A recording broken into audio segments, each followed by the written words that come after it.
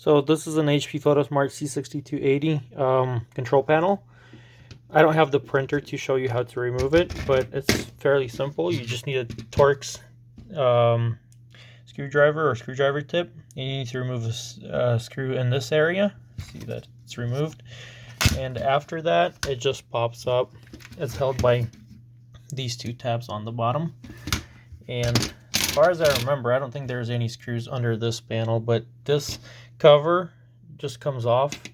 It's not screwed in or anything. So pretty much you just need to remove the screw right here,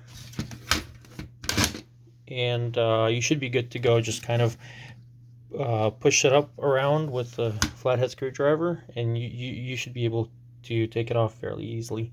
There's other models that are similar to the C6280 that I'll just post in the description area. Thank you for watching. Hopefully this helps you, and good luck with that repair. Thank you.